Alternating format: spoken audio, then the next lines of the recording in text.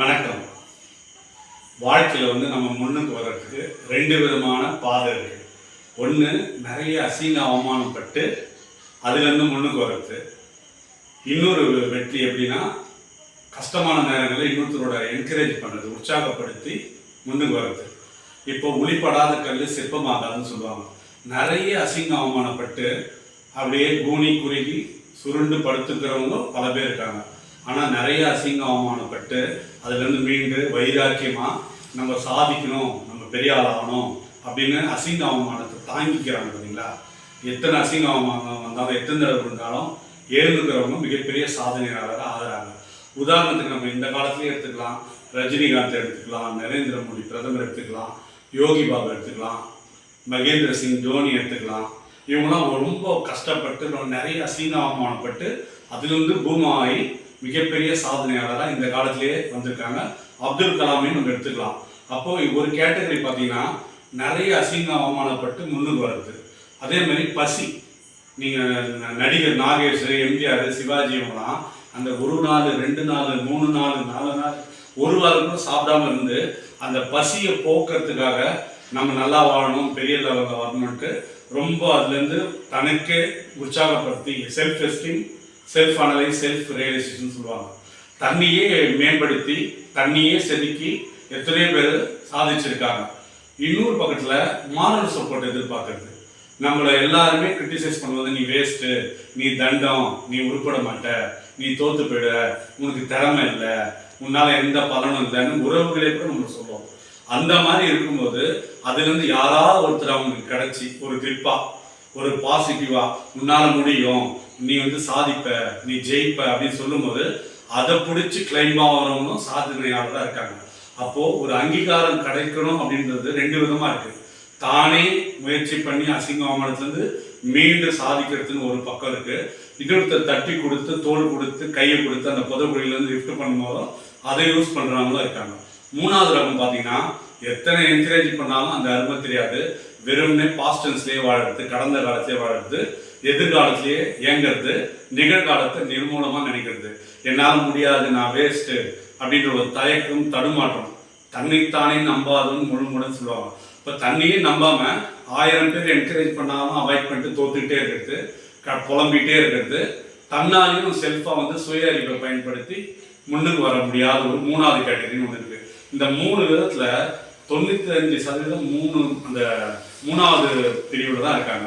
ஆனால் தண்ணியே விழ வச்சு தன்னை விழுந்ததுலேருந்து எழுந்து பல வருஷம் போராடி பல அசிங்க அவமானம் தாங்கி அதுக்கப்புறம் சாதிச்சவங்க ஒரு 5% இருப்பாங்க. இந்த என்கரேஜ் பண்ணி வளர்றாங்க பார்த்தீங்கன்னா, இங்கே தான் பிரச்சனை. இவங்க மாரல் சப்போர்ட் எதிர்பார்க்கும்போது எல்லாரும் முகமூடி மனிதர்களாக இருக்காங்க, எல்லாமே நல்லவங்கன்ற ஸ்டிக்கர் ஒட்டியிருக்காங்க. அவங்க எல்லாமே அந்த இறக்குன்ற பேரில் நடிக்கிறது, தனக்காக இன்னொருத்தருக்காக ஹெல்ப் பண்ணுற மாதிரி நடிக்கிறது, இப்படி இருக்கும்போது நிறைய பேர் வாழ்க்கை சின்ன பின்னமாயிடுது, ஏமாந்து லாக் ஆகிடுறாங்க. இவங்க தான் பாவமாக இருக்காங்க. ஏன்னா 2 நெட்டான், கேட்டா அந்த வால், மதிமேல் பூனை, தானும் டெவலப் ஆகாமல் அடுத்தவங்க நம்ம வளர்ப்பாங்கன்னு நினைக்கும் போது அங்கே ஏமாற்றங்களை ரொம்ப சந்திக்கிறாங்க. மாற்றங்களே அவங்க வாழ்க்கையில் வரமாட்டேது. இந்த ஏமாற்றங்கள் எப்படி வருதுன்னா, அவங்க என்கரேஜ் பண்ணும்போது இவங்களுக்கு அது ரீச் ஆக மாட்டுது. அந்த என்கரேஜ் பண்ணுறவங்க சுயநலமாக என்கரேஜ் பண்ணுறாங்க, தனக்காக அப்படி யோசிக்கிறாங்க, தனக்கு யூஸ் ஆகணும்னு. அப்போது இந்த மூணாவது ரகம் என்னன்னா, யார் ஒருத்தர் அவங்களோட பலத்தை மோட்டிவேட் பண்ணுறாங்களோ அவங்க பேச்சு கேட்கலாம். Identify the people. யார் சொல்கிறாங்களோ அவங்களோட அந்த அறிவு, அந்த உண்மை, அந்த நேர்மையை நம்ம கண்டுபிடிச்சி அவங்க சொல்கிறத கேட்கலாம். ஆனால் ஒரு சிலர் நம்மளோட வீக் பாயிண்ட் யூஸ் பண்ணுவாங்க. உனக்கு எல்லாம் பண்ணுறேன், இதை பண்ணுறேன், அப்படி பண்ணுறேன்னு சொல்லி நம்மளை காலி பண்ணி நம்மளை பொதுப்படியில் தள்ளிடுவாங்க. இந்த மாதிரி கேட்டகரியில் அவங்க லாக் ஆகிடுவாங்க. லாக் ஆகிட்டு அவங்க என்ன ஆகுதுன்னா, யாரையும் நம்பாதவங்க யாராவது ஒருத்தரை நம்பும் போது ஷாக் ஆகிடுறாங்க. அப்போ மூணாவது ரகம் 2 நெட்டானா இருக்கு இல்லையா, இவங்களுக்கு வளர்ச்சியும் வீழ்ச்சியும் மாறி மாறி வருது. ஆனால் தன்னை நம்பி தன்னோட அனுபவத்தை யோசித்து தான் கடந்து வந்த பாதையை வலி வேதனையாக நினைக்காம அதை அனுபவ பாடமாக எடுத்து தன்னைத்தானே செதுக்கிக்கிட்டு வரவங்க பார்த்தீங்களா, அவங்க தான் கோழியை கழுதாக மாறுறவங்க. அவங்க அவங்களோட வளர்ச்சி அபிரமானதாக இருக்கும். அவங்களோட வளர்ச்சி யாராலும் தடுக்க முடியாது. என்ன ஒன்று, அது லேட் ஆகும். அப்போது தன்னையே நம்பி தன்னோட அனுபவத்தையே பாடமாக எடுத்து அதுலேருந்து படிப்படியாக அசிங்க அவமானத்தை தாங்கி வெற்றியாளராக வர்றது மிகப்பெரிய சாதனை.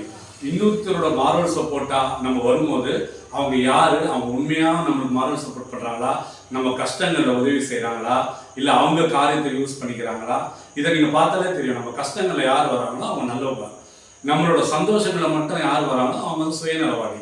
அடுத்தது நம்மளோட வீக் பாயிண்ட்டையும் யூஸ் பண்ணுறது. பழகின பிறகு என்னென்ன மைனஸோ அதை யூஸ் பண்ணும்போது நம்ம தோற்று போயிடுவோம். ஆனால் பொதுவாக நம்மளோட ப்ளஸ் பாயிண்ட்டை தான் மோட்டிவேட் பண்ணணும். அவங்க சொல்கிற பேச்சு நம்ம கேட்கும்போது என்கரேஜ்மெண்ட்டுன்ற அந்த பாராட்டுதலாலையும் நம்மளால வளர முடியும்.